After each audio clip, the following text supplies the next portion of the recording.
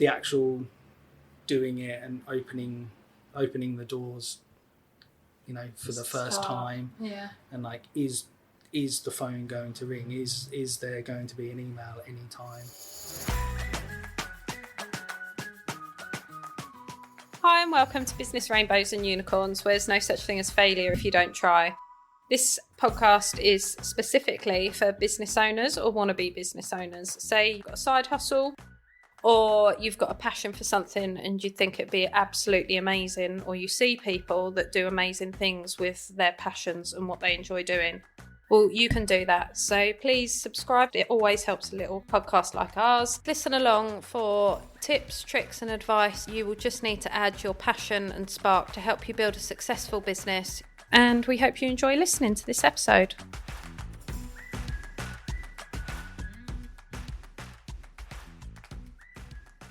Hi and welcome to Breakout Business Rainbows and Unicorns podcast. Today I've got the lovely Scott Baxter. I've known Scott, let's not say how many years I've known Scott because that gives away that I'm not 21 anymore. I've known Scott a long time, well, from school, but now he owns a company called Edge Physio that he went self-employed a few years ago, and he's been gradually building his business locally. We've worked together in business, and as well as he's fixed me several times as well through various injuries and stupid things I've done. But I will let him explain more about what he does. So hi, Scott. Hello. Thanks for having me. No worries. So just explain to us, what is your business? Tell us all about Edge Physio as if I know absolutely nothing. So in simple terms, it's a physiotherapy clinic.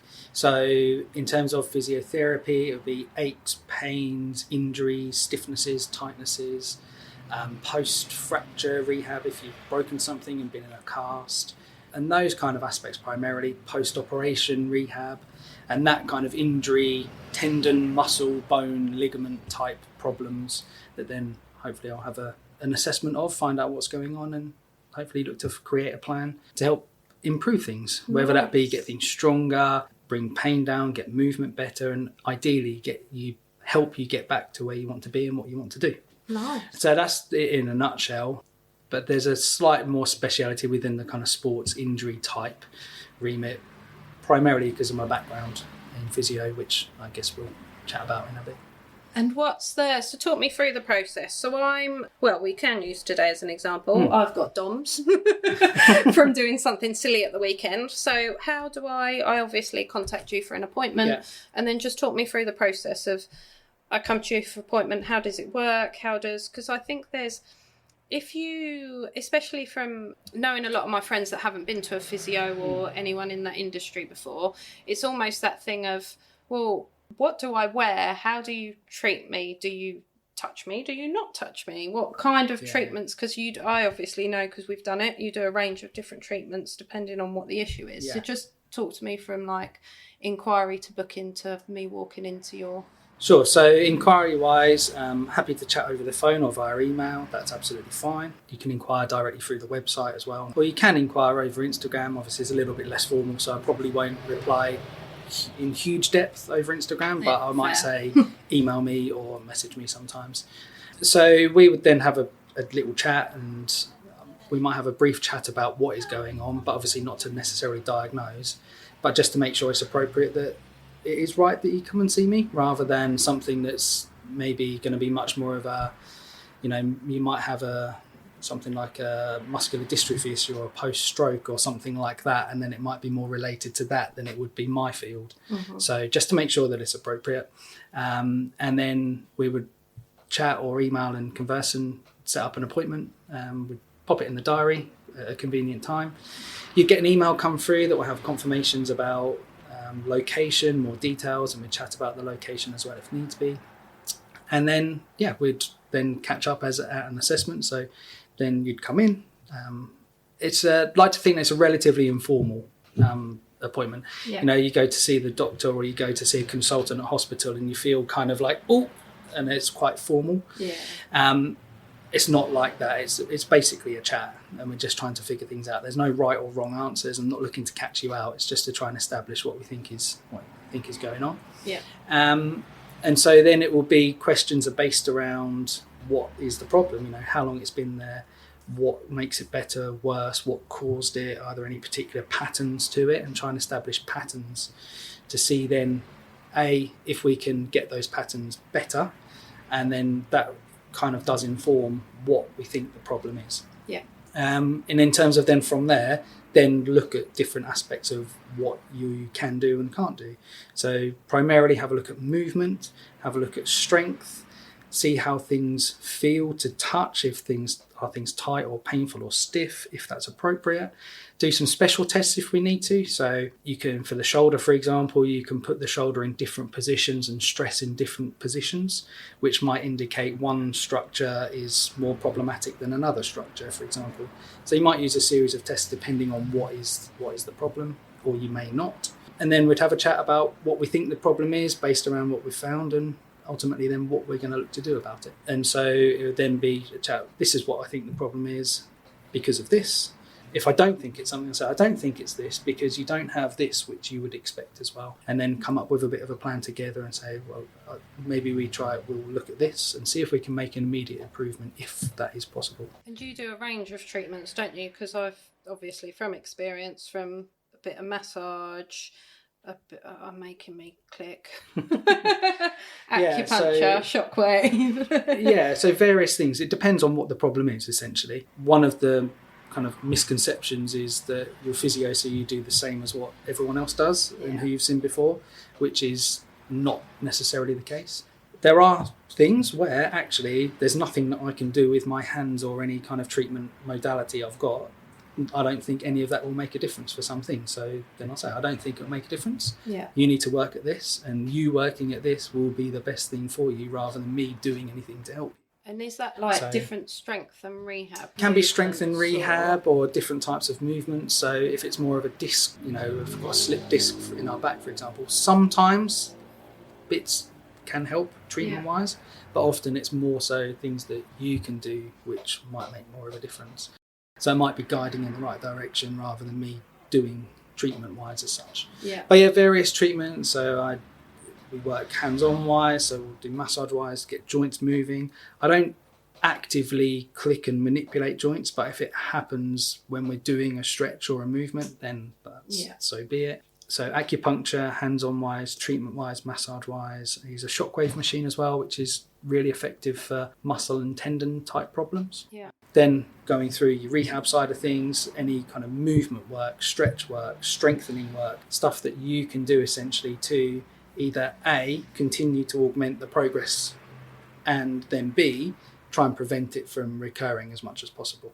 So then hopefully you should get all of that in that first session. And then also use an app for your rehab. So it has videos and explanations that I set you up on, and it will have what we've gone through, and you just literally tap on the screen, download the app, and it will have a video of the exercise or the rehab treatment or whatever. Which is really good, because Super after handy. spending an hour with you and then you go away and go, oh, what was that one again? And then I haven't got to draw crappy stickman diagrams, which makes a big difference. By the way, it was this I told you to do. So that's really handy. And then it's easy to change because you just populate it, you put a new exercise on there, delete the other one, and it automatically populates on your app. So amazing. So in a nutshell, that kind of talks you through, and hopefully you should aim to feel that you know what's going on and why either I'm doing what I suggest or why you're doing what I suggest that you try as well.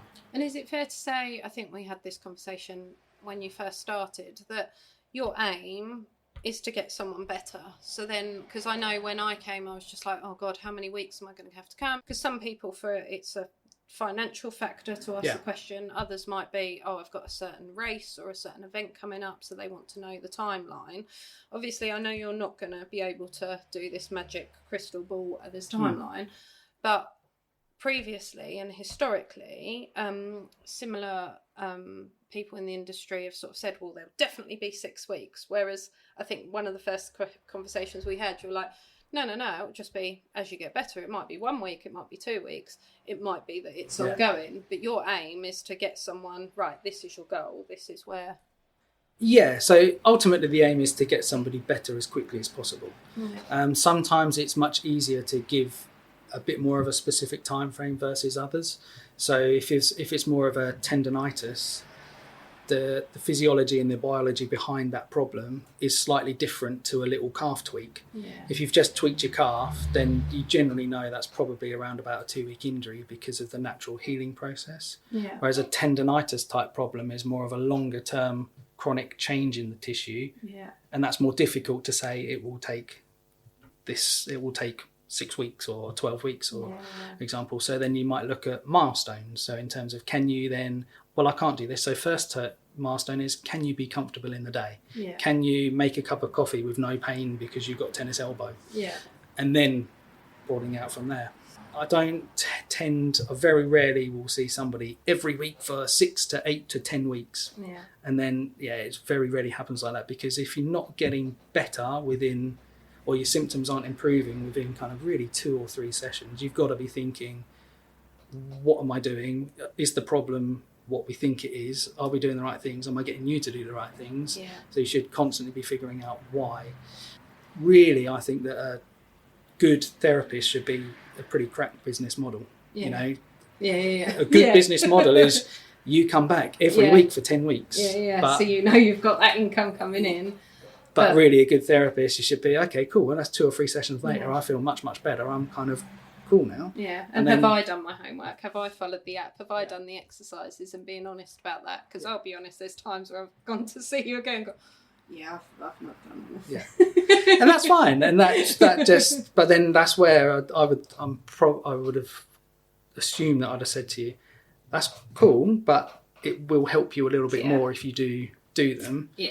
And, then can't just rely I on would you tend to say, well, you won't, if you crack on with these, hopefully you'll be better quicker. So then you don't have to pay me. You can do it yourself kind of thing.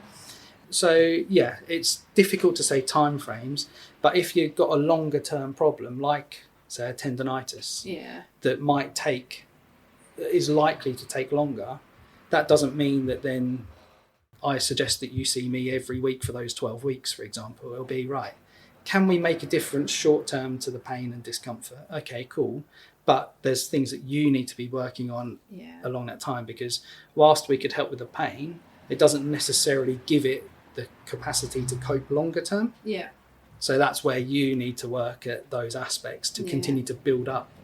So rather than a short-term fix, you're looking to try and create that short-term change, but look at the longer term as well. Your end goals. Yeah. So I think that's sometimes the 2 factors that tend to put people off, I think, are that physio-wise, I've seen physio at X place or Y place, and they didn't do anything. Yeah. And so then they expect it to be the same. Yeah. And then also as you say, the financial implications of, I don't want to go and see someone because they're going to say, come back every week for 8 weeks, and I can't afford that. Yeah. And that's fine. But even if it's to pop in and we'll have a look and see what I think, and then I'll try and guide you in the right direction, and that might be all you want at that time, and that's fine. Yeah. But at least you've got then exercises to go away with, so you can do as much on yourself to do that, and then maybe come and see you again, say, oh, do you know what, 3 weeks have gone down the line, I haven't do this, and then because you're investing in yourself at the end of the day. So,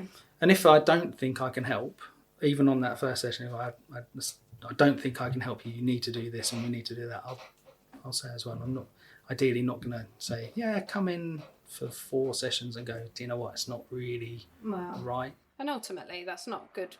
You're not going to get business recommendations off of that either. No. It's like, well, I've seen Scott 4 times and I'm still the same, which is the complete opposite of what I do hear about, go and see Scott. It's always it's that marketing gold of the recommendations and word of mouth of like, I went to see Scott about my plantar fasciitis. I know there's one locally that I always see pop up, or tendonitis or other things. It's like, definitely go and see Scott. I know this is how he worked with me, and that's amazing to get to that point in such a short space of time. So in an ideal, it says, that's hopefully where then the business model does become positive, because you get more recommendations because people are getting better quicker. Yeah. But the difficulty with that is then you look in your actual diary and you probably have a quicker turnover of clients because they don't necessarily feel as though they need to come and see, which is fine because they're better.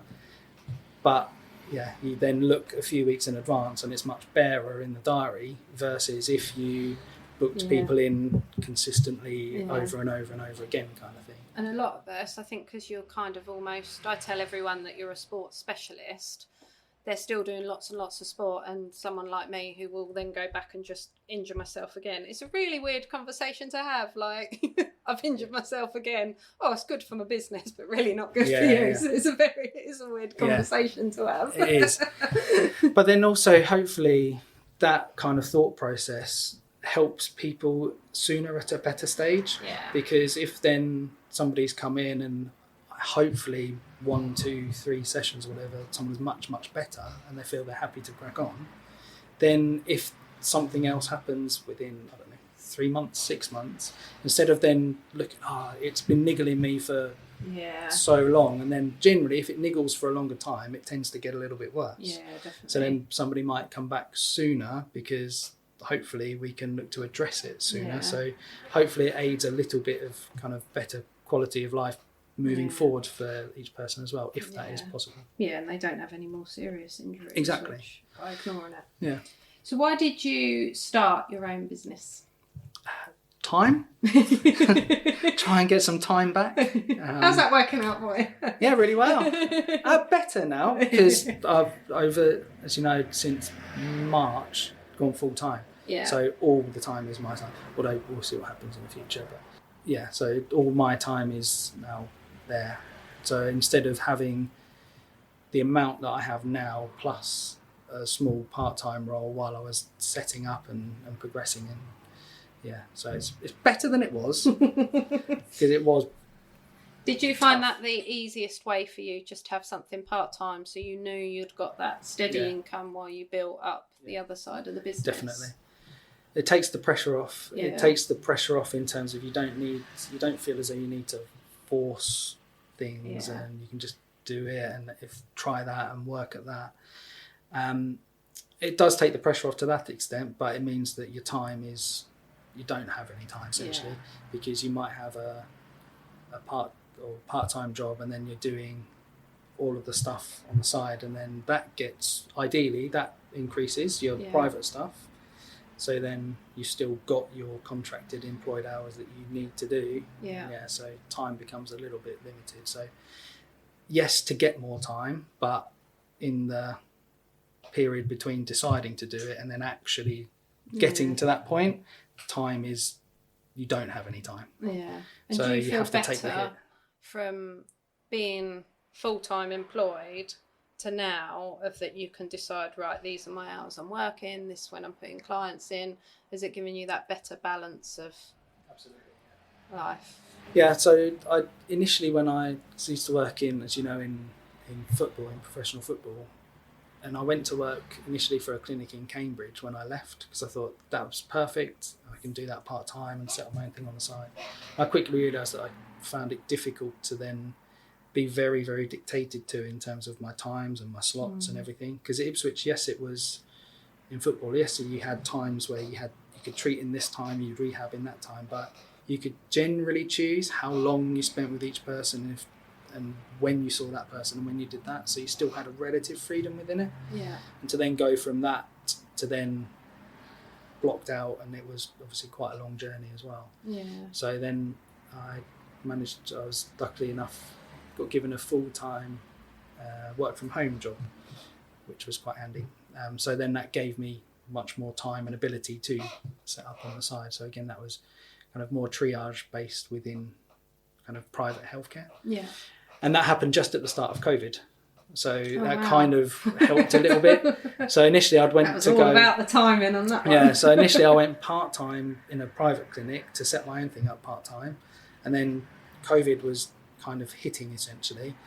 And so then I was like, well, clinic might not be set up for a little bit here. Yeah. So I thought, right, I'll just take these full-time hours and then get the admin stuff going on in the background. So, but yeah, so time and the freedom of when you work, and which sometimes is good, isn't it? But as you know, it's difficult to say no, and this is my time now. Yeah. So it's... Yeah, I always call it the work guilt. So you either have work guilt and family guilt. So I have work guilt, family guilt, and training my guilt and if I'm whatever one I'm doing, I've got guilt of the other two that I'm not doing. Yeah. And you have to I heard a phrase yesterday called tiger time. Like if someone tries to take your personal time away, you're a bit like a tiger, and it's like you're snappy and like, no, this is, I'm quite protective of, I do what I want in those hours, because I think it can, especially with social media, emails, phone calls, you're kind of available 24/7. And if I always say to people when they set up their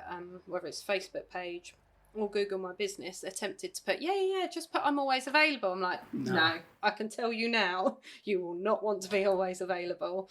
And I've got another client who they did that.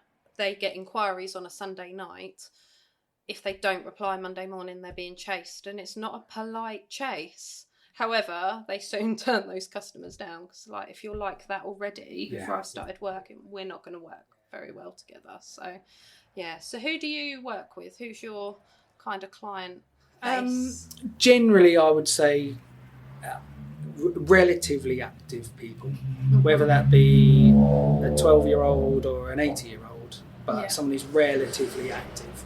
Although having said that, I've seen people post knee replacements who are struggling and hip replacements who are struggling or not getting where they feel as though they should be, and trying to help with that. So, but generally speaking, an active population, I think primarily because that tends to be my background. Yeah. But that's not to say that I can't, if you're not active, but you've got neck and shoulder pain from desk working. Yeah.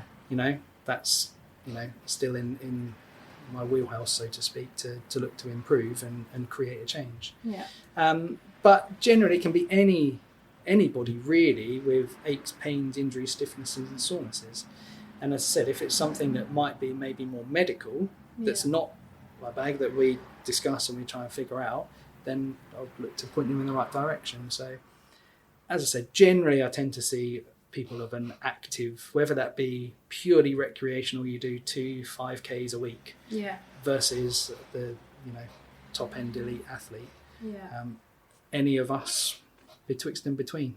So just what is your background? Because it's always interesting, especially now Ipswich up there. So I used to work at Ipswich Football Club, so I worked there for seven years, primarily with the under 18s and under 23 squads, which was interesting. I joined when they were doing quite well under Mick McCarthy, but then I don't want to take it as it was my fault, but it kind of seemed to just get a little bit worse each season I was there.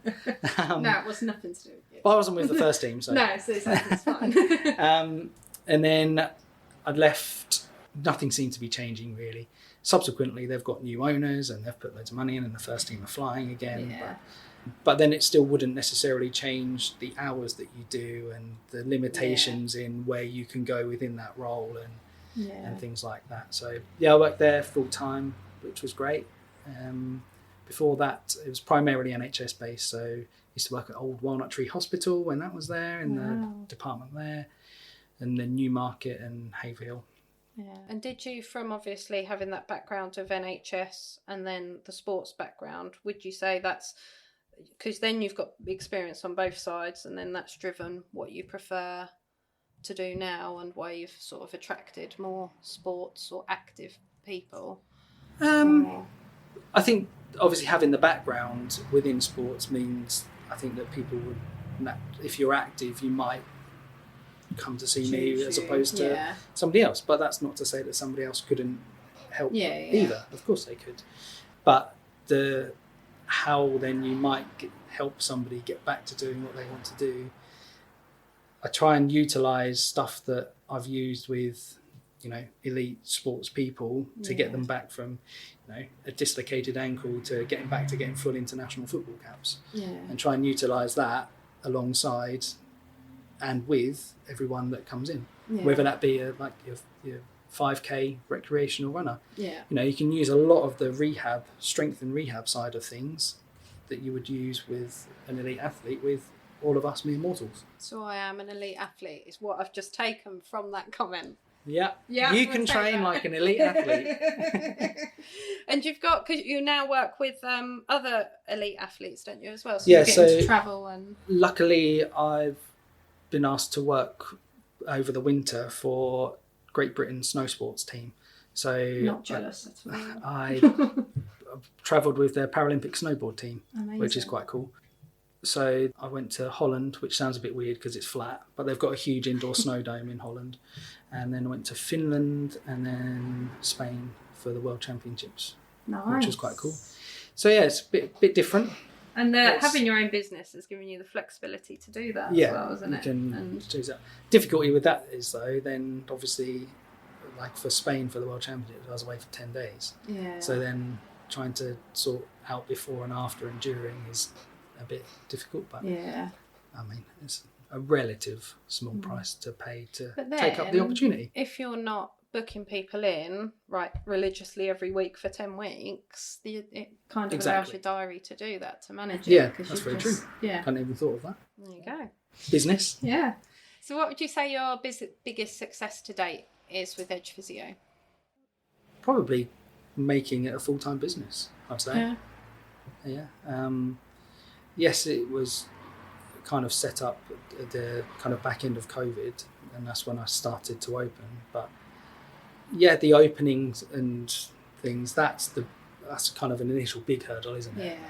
But I'd say the translating and from opening to part-time and gradually increasing hours, but I'd say going full-time with it is probably the biggest thing, and there it seems to be, touch wood, fine. Yeah. Which is good. So probably that really, in global terms, because hopefully that then means that because it's been able to then go full-time, it means that people are happy, people are getting better. Yeah. So then it's, increased client base. So more people want to come because hopefully you've got those word of better. mouth recommendations, and it's enabled you to build your business off there. So it's not a bad business model. No. It's proven that you can do it that way. Yeah.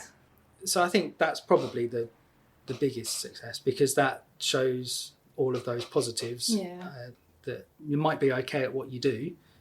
You have times where you doubt it all the time. Obviously, imposter syndrome at its best. Exactly. We're all playing a game.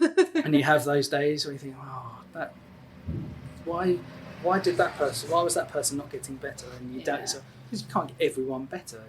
No. I like to think that most people you can. But yeah, the fact that you can go full time kind of encompasses all the positives that hopefully people are getting better and you're actually okay at what you do.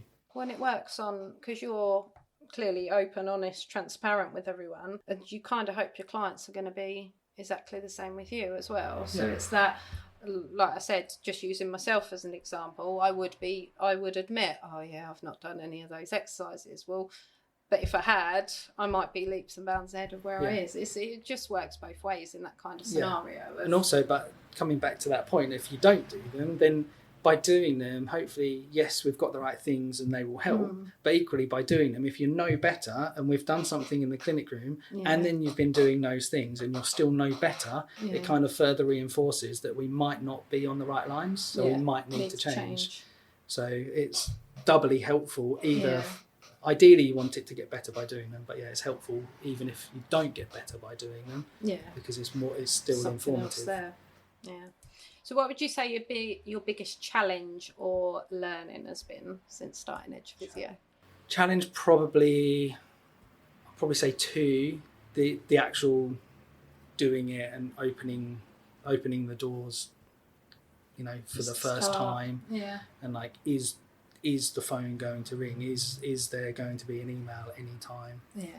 So that's the first one, and I think it was kind of helpful because, as you alluded to at the start, we're both from the area, so I've had over the years people ask, what do you think of this? So then it was the questions. There was there's a lot of people who I know around the area, having played for a lot of the local sports teams. Some people started to come in through that. But still, you never know, do you? No. So that was probably the number one thing. And then I'd say the second part is then the build-up. So when you still had all of the part-time hours. So I was doing full-time hours essentially on a work-from-home job. Yeah. And then doing Tuesday night clinic, Thursday night clinic, and Saturday morning clinic. Yeah. And then... Don't give a lot of you time. No. And then that's not including dealing with emails, trying to do social media stuff and all of that kind of stuff. So I'd say then that point was then the next hardest bit because, I I think I've said to a few people, that's probably the least fit I've ever been. Yeah. When do you fit in your own fitness? It's an excuse, and it's a classic excuse, isn't it? Don't have the time. But yeah, I'd say that was probably the next hardest bit, really. Yeah. And would you say it's been worth it now you're at the point where you're full-time Edge Physio? I'm guessing you obviously set your clinic hours and you've got your admin hours and... Yeah, it's definitely worth it now. Yeah. I don't necessarily have set hours and times. I do, like on the website, so it'll be like Tuesday night and Thursday night. Ideally, I'd try and keep an evenings to those. Yeah. But if my diary for some reason looks like Monday afternoon, for example, is getting busier and busier and busier, and then Thursday morning is busy, but then Thursday evening, afternoon, there's not much, I'll offer out all of Monday evening slots and then block off Tuesday. Yeah. So, yeah, I've got better at that. So I still try and only do 2 evenings a week, essentially. Yeah, otherwise it just can run away with you, can't you? And it's hard. That was the hard bit, like the saying no. Yeah. It was the hard bit initially, because you need to build things up, don't you? So saying no doesn't build up. Yeah. Whereas then it's still hard, but it's a little bit easier to say, I've been in. Yeah. Essentially, I'm not coming in at that time. So the appointment times I've got are X, Y, and Z. And I think you're not saying a direct no, I don't want to see you. It's just offering those alternatives that suit you. Yeah. And ultimately, customers or clients will do the same for a response. Like, yes, I can't see you now, and they're like, oh, okay, maybe I could move a few things. Maybe I could work through my lunch break to get off early, because I'm guessing your evening times go first most of the time, or weekends or whatever, because that's when it's outside the traditional 9 to 5. So. Exactly that. And would you say that's your current biggest problem in your business? Is still or are you better at managing your time? Or? I think better at managing my time now. So I don't. My other half might say differently, like always on your phone, or you've always got your Mac out, or always doing something. So I think I am better at it. It still can always be better, can't it?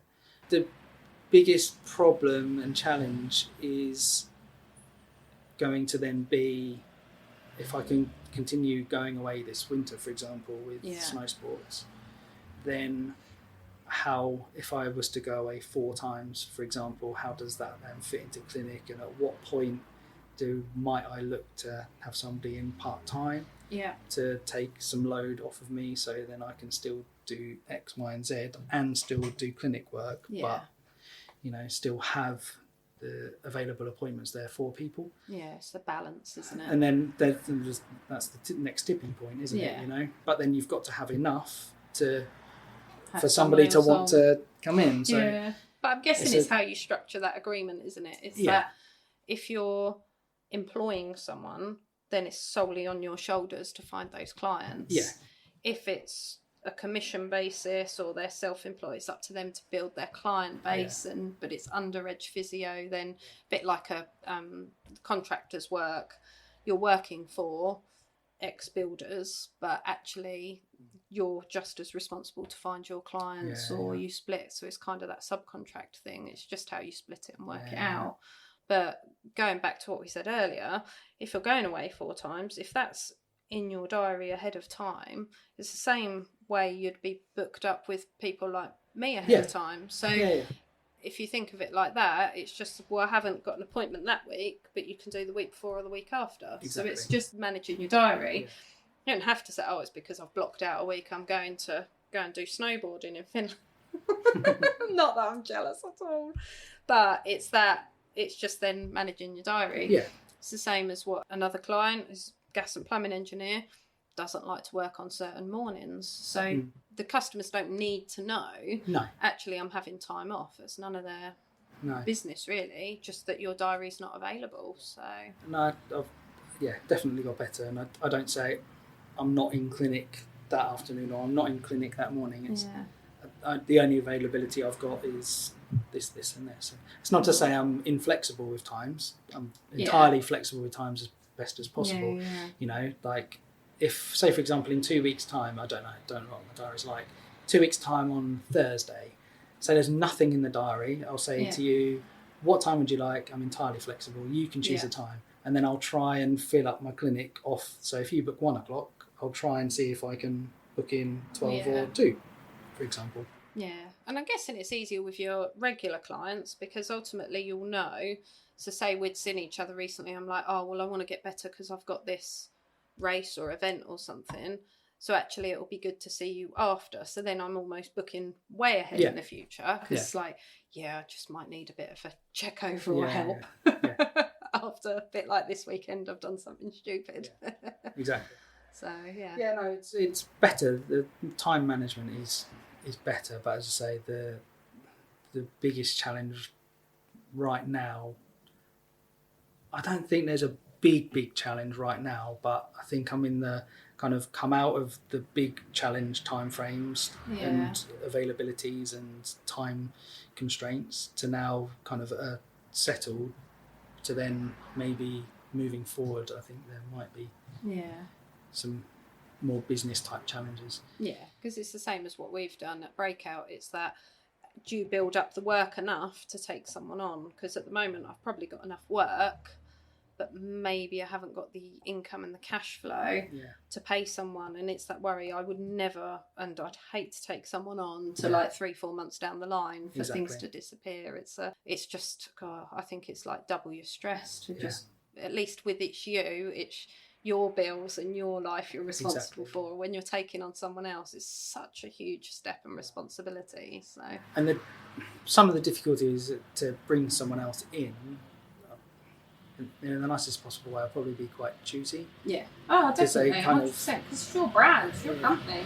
They need to have relative similar kind of thought processes, and it's not to say that I wouldn't ever interview and then hire somebody off an interview kind of thing that I do not know from Adam. Yeah. But if you're working under Edge Physio, it's that, and it's if you think every company does it, this is our mission statement, these are our morals, this is how we work, this is our brand. So you work under the brand. I mean, it's not necessarily, it's not the kind of HR way that is, for big companies to do so. You need to look at certain criteria and rightly so show equality and diversity and all of those aspects.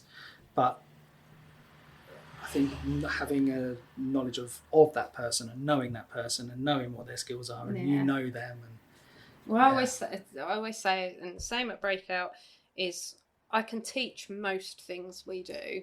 You don't have to be. It's obviously slightly different for you because they will need that qualification in physio and that side of things. But I don't think you can teach that morals and customer service. So I know obviously from working with you and knowing you for so long that I know that I'm always going to have a good reception. You're always going to answer messages. It's going to be a smile when you walk in the door. It's always that really professionalism of what you want in someone. And I don't think, to some people, I don't think you can teach that. So I think if you know someone and you know they've got that same ethos as you, it just makes it a lot easier to know that you're going to represent Edge Physio and do as well as and treat it. And it's your baby at the end of the day. You started it and got it going. Like you said, it was difficult to open the doors for the first time, so then to let someone else in to open those doors for you is a massive thing. So so we'll see. As I say, the challenge is, the biggest challenge right now is the continuation of, so can you sustain the level that you're at? That's the biggest challenge currently. But as I say, I think there've been bigger challenges, and I think there's probably likely to be bigger challenges to come than right now. And that might even be decreasing footfall because it ultimately does cost money, and people might not have the money in the current circumstances, which is entirely possible.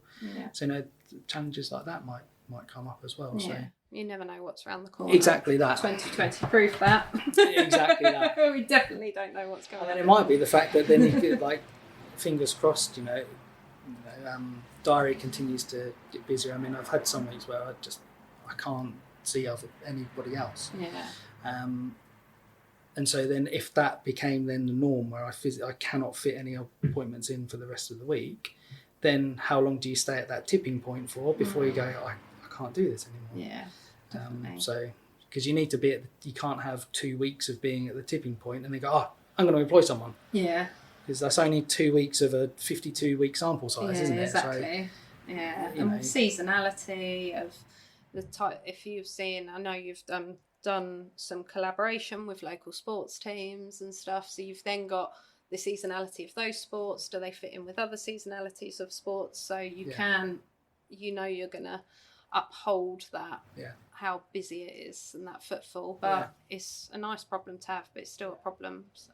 And hopefully, but within that as well, speaking about different clubs and things, I tend to do little checkups on people who work with a lot of the PTs in the area, so personal trainers in the area. Like if they're not sure on, or somebody's got something, then I might then review them just as a one-off session, for example. Yeah. And then myself, the client, and the PT can all have a chat together and say, well, maybe try working at this stuff in your sessions, leave that stuff, this harder stuff for now, work at these bits to then build up towards doing that. So, that tends to kind of tick over a little bit, which can be quite good as well. Yeah, just as a general kind of helpful from everyone's perspective, it helps the person so they can hopefully continue training and keep fit and build that up. And it helps the PT because that person can continue to go to their sessions. Exactly. So... Yeah, it kind of goes hand in hand with the PT, isn't it? At the end of the day, you're going to, unless you're a miracle, you're always going to have niggles, aches and pains. And for the PT to give best value, it's like, well, actually, to a point, yes, we can stop doing that, but you might want to get advice or you might want to have a conversation. It's just that all-round care package almost of, like you say, then they can continue working towards what the goals they've set together. So. And then it's the trust aspect as well, because it's not too often I will say to someone, I really think you should stop training. You need a break. And then I'm not then going to say you need to stop training and come and see me every week for 6 weeks. Yeah. So bin your PT off and come and see me. Much more right. How can we find a way that you can continue to train, but get this better? Yeah. If there's not that way, then you might need an absolute rest. Yeah, and like you say, if it's the three of you having that conversation, nothing gets lost in translation as well. So at least then the client knows they're going to get the best care from you and the PT, and you're sort of bought in on that goal as well. Exactly that.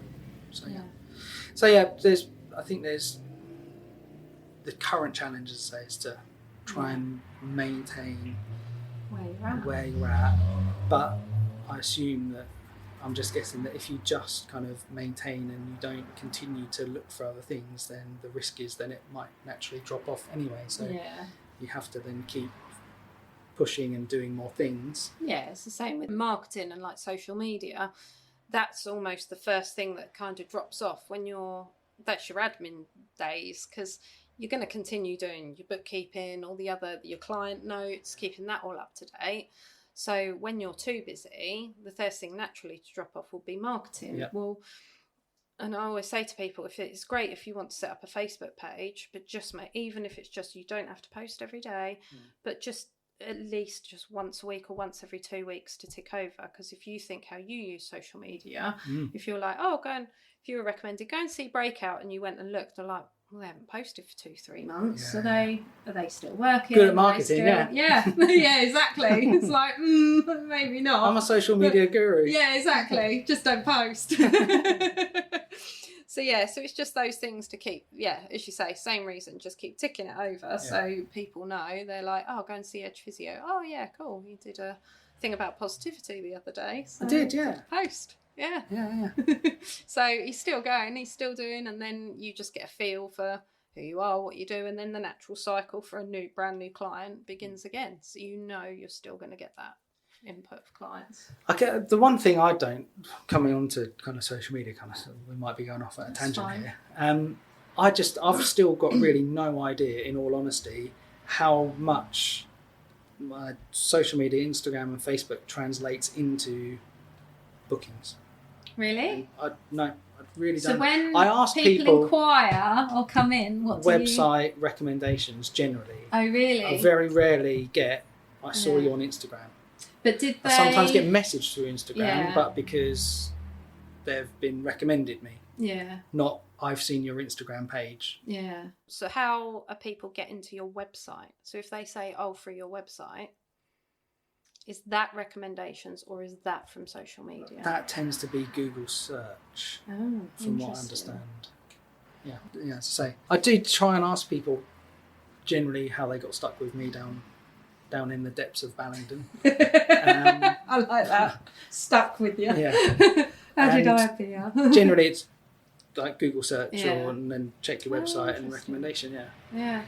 Because I would say then for you, because I obviously see and I do tag you on Facebook. So Facebook must work really well for recommendations, because when it's who knows a physio locally, then you're tagged. So that really works. So then it's actually, you might look at Instagram and go, well, time input versus output and value of that. Is it worth just focusing on Facebook and Google to get your Google My Business and that side of things up? Or do you need Instagram? Because that's always the conversation when people come in. They're like, right, I'm setting up a business. I need a website, Facebook, Instagram. I've been told I need this, told I need that. And you're like, whoa, hang on a second. Let's take a step back. Where's your client base? So if you're saying your client base is in Google and recommendations, but it would be interesting to look at your insights on Instagram to see how many people are looking at your stories, sharing certain things you put on, because it's then keeping. So if they've been recommended you, like, oh, go and see Edge Physio, 9 times out of 10 they've probably been recommended other people in the area too. So are you gaining a new follower? Are they looking at your stories? Are they looking at your videos? And then that's building the case of, oh, actually, I know exactly who I'm seeing, what type of person he is, what he looks like, how he comes across, because it's quite a personal service. Yeah, definitely. So Instagram builds that. So while people might not come direct from it, it builds almost the case of, oh, well, I'll go and see Scott. He looks like my kind of person. I feel as though there's a lot more interaction on Instagram than Facebook. Right? Yeah. Facebook is... Yeah. I think Facebook is now almost a tag of, okay, let's... Because everything you post on Instagram, it goes on to Facebook anyway. Exactly. So. And that's why I'd never say drop one or the other, because you're doing one piece of content and it's going in 2 places. So, and you want to keep your Facebook page up to date for the reason we said earlier. If you've been tagged, they're going to click on that tag to look at your page. So, but then they're 2 different demographics nowadays as well. So it's that.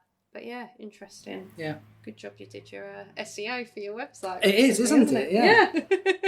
Yeah. And that's the main thing. If people are Googling, they use Instagram and Facebook to Google search or search for those certain terms as much as people do on Google now. So if you're coming up and that's where you're getting from, that's a massive tick box. So that's probably the 2 primary areas. Yeah. So I'd say recommendations is probably the first. Yeah, which is marketing gold. The greatest. Yeah, I would say that's the main way you're doing a good job.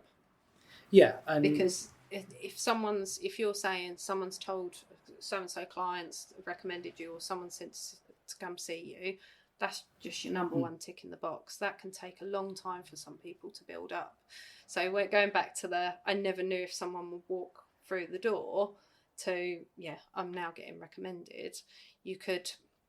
There's other completely different industry, but someone else I know that if you've got her phone number, because she's not on anything, you're in the right crowd, because she just works off word of mouth. It's that exclusivity of working with her. And it's obviously it's more corporate world and it's a lot more higher price point. But it's, that's ultimately everyone's marketing for you, which is a huge, your customer service and what you do is massively on point because you're getting the recommendations. No, it does give you an element of, just personal satisfaction to a certain extent, to know that you're hopefully doing the right thing and helping people. Yeah. Equally, if someone's not getting better, it's almost like a bit of a personal hit. Why are you not getting better? So, what's going on? But coming back to Instagram, I think I just keep updating it because I kind of enjoy it. Yeah, and that's the thing. If you dreaded it, if you're like, oh, it's a slog, your content then will then come across as a slog. It's not, but because I like your Instagram, you know what to expect. You've got a theme. You know that those posts are like that positivity post. It's funnily enough, 2 or 3 days after you posted that, I'm convinced that Gymshark have stolen your way of branding, and it was the blue with the white with Gymshark on it, and it's one of their paid for this promotion post, and it keeps coming up because I've obviously interacted with it going, is that Edge Physio? No, it's Gymshark. Oh, that's old news now. I'll have a little look. Scott's been doing this for ages.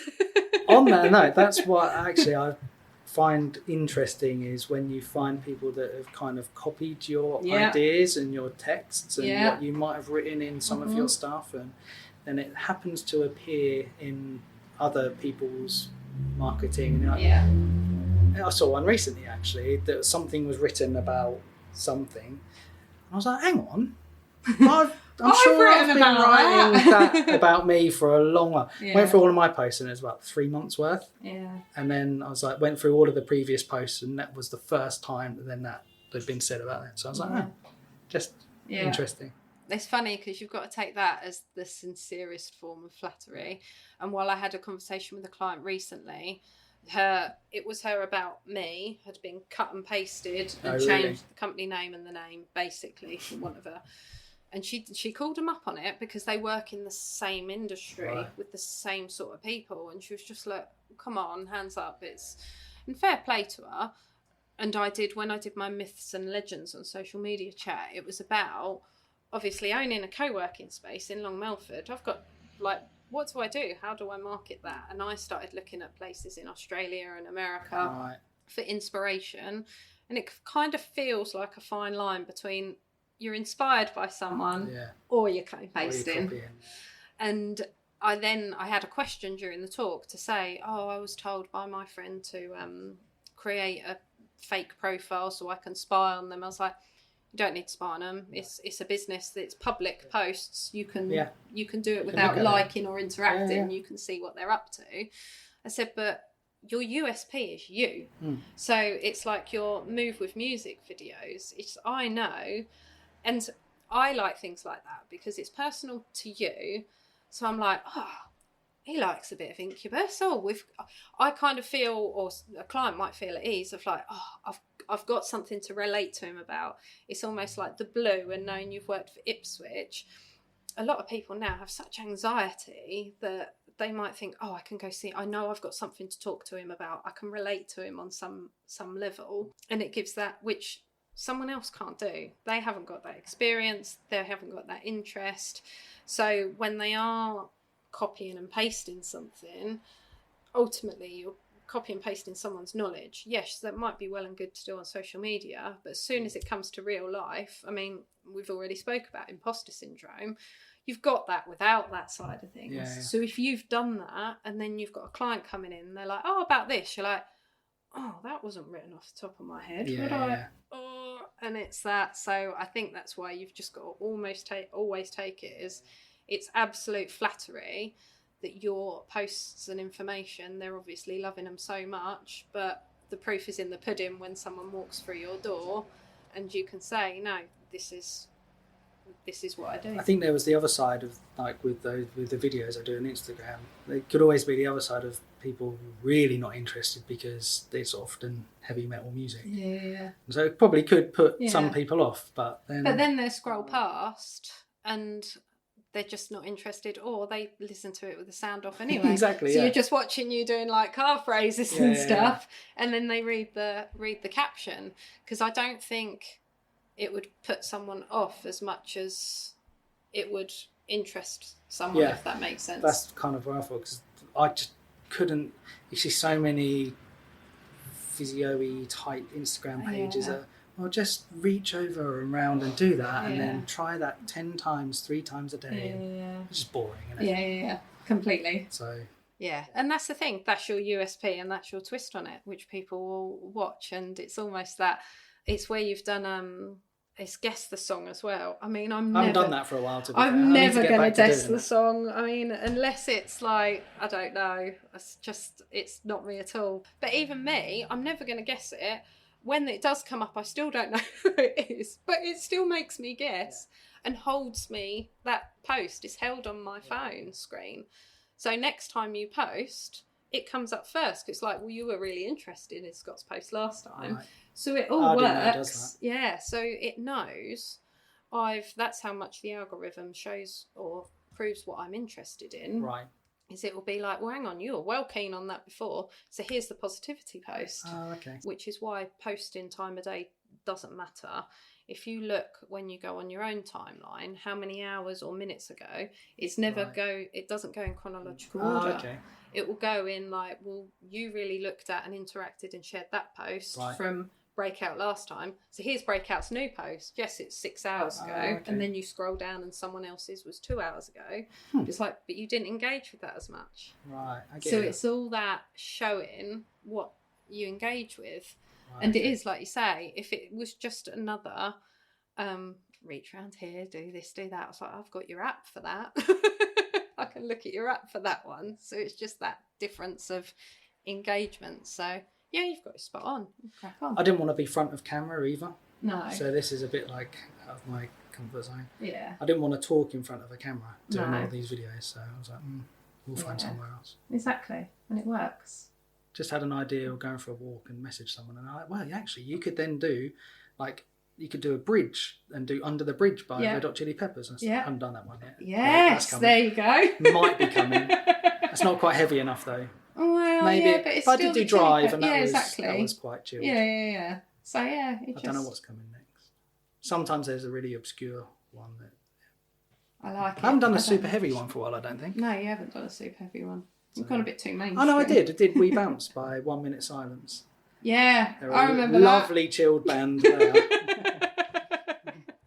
Brilliant. Oh, cool. Well, thanks for coming in, Scott. It's been lovely to talk to you. And hopefully, if you're listening, you need a physio, obviously, or if you're an elite sports team that needs a physio, get in touch with Scott and please like, follow, subscribe, and do all the things you should do on a podcast to help us gain more traction. So thanks, Scott. Thanks for the invite. See you soon.